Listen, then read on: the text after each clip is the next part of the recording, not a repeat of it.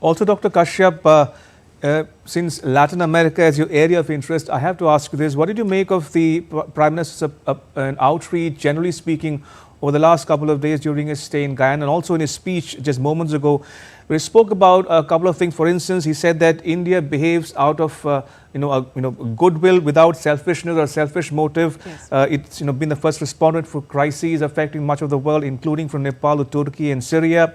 India does not believe in controlling resources, be it space or sea, and that this is a time for universal cooperation, not conflict. So is a message also being sent out to contrast India's outreach with other countries around the world, including big powers who have adopted a more or less mercantilist approach, as it were, towards the developing nations?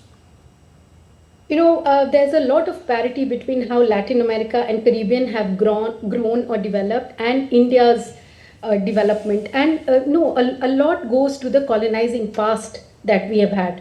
Now, given this context, it's a very good platform for India to make an outreach or to extend its arm towards Latin America and Caribbean. Given the distance and the language barrier, we have been, a little aloof from each other, but not so, because, India is a great consumer energy and Latin America and Caribbean region is a great producer of energy. So there's a huge synergy, and it's like a crossword or not a jigsaw puzzle that we fit with each other perfectly in that scenario. So in the developmental status, many of the Latin American countries, very interestingly, none of them are developed.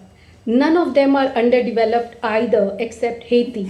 So that's a very interesting scenario. Entire Latin America and Caribbean are developing economies. Brazil, like India, is an emerging economy. So the collaboration, and we have seen it on global fora, how they take up issues of poverty alleviation, they talk about issues of sustainable development. There is a lot of parity in that sense.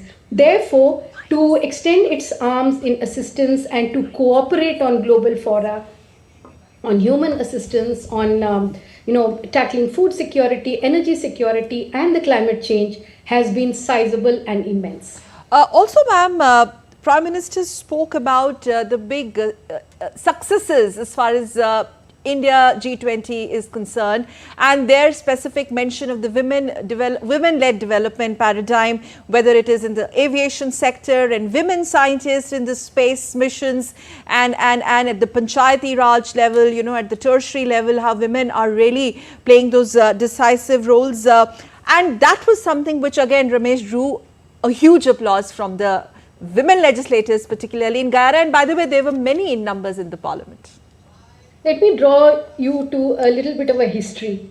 So Latin America and Caribbean region is in a cultural setting, it's a very machista society, so male-driven society.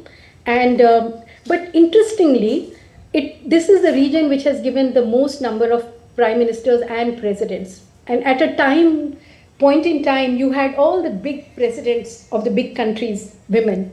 So they have been slow on women's empowerment. However, they have had women who have taken positions at the highest echelon. So that is very interesting. But the women's representation has been a very serious and critical issue in Latin America. And this is where the Prime Minister, the speech given by Prime Minister fills a gap. And it's for the policymakers now to take it up and have legislations in place to that effect.